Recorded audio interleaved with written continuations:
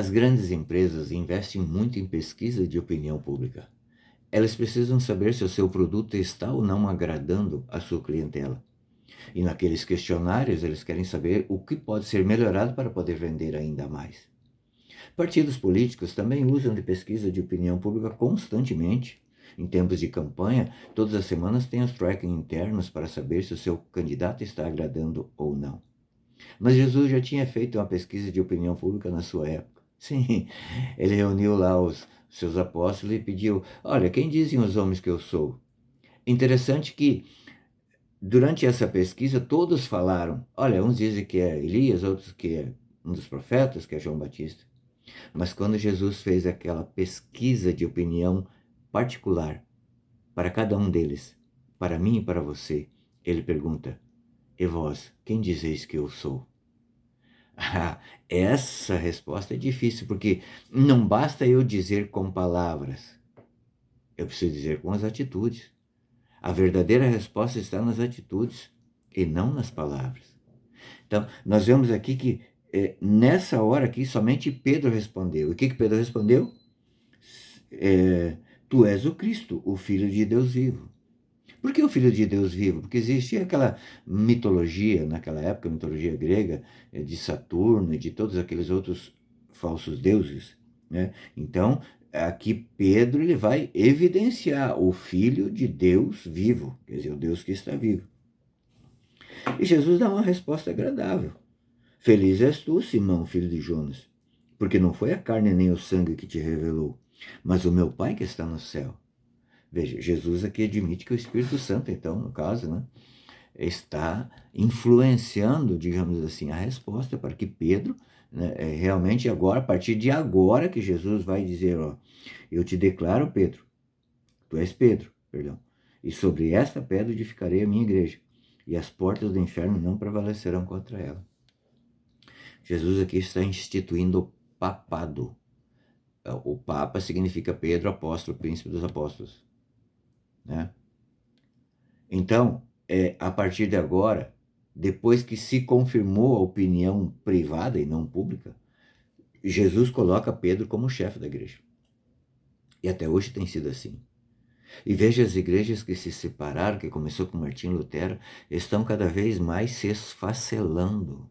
Milhares e milhares de igrejas se esfacelando, cada um interpreta da sua forma. E sim, tem igrejas sérias, mas existem muitas bizarrices também que é de dar dó. Dó das pessoas que seguem eles, né? Jesus aqui vai falar que Pedro é o chefe da igreja. E veja, eu te darei as chaves do reino dos céus. Tudo que ligares na terra será ligado no céu. Tudo que desligares na terra será desligado no céu. Olha a importância do Papa, a autoridade do Papa. Agora deixa eu falar uma coisa para você, pai de família. Você é o Papa da tua família. Você é o chefe da tua família. E aqui, no meu entendimento, tá? Isso aqui não é doutrina católica. No meu entendimento, na minha família e na minha vida, eu posso ligar as coisas no céu ou desligar no céu. Veja, se eu não perdoar uma pessoa, eu estou desligado do céu. A graça não acontece porque eu estou em pecado mortal. Nem Deus não pode perdoar, porque o próprio Pai Nosso ensina isso. Entende? Então, essa palavra aqui, ela foi dirigida ao Papa, mas também é dirigida para mim e para você. Para a gente tomar cuidado sobre tudo isso, né? Desde então, aqui a gente vê que depois Jesus vai falar, então, olha, é preciso que o Filho do Homem vai lá para Jerusalém, vai sofrer. Pedro falou, não, senhor, não, que isso, fica aqui com a gente. Jesus insiste, é preciso que ele morra. Então Pedro se levanta, que isso não te aconteça, Senhor. Cara, a resposta que Jesus deu, se ele tivesse dado essa resposta para mim, eu saía correndo, nunca mais voltava. Mas Jesus, voltando-se a ele, disse, afasta-te, Satanás, tu és para mim um escândalo. Teus pensamentos não são de Deus, mas dos homens. Olha só.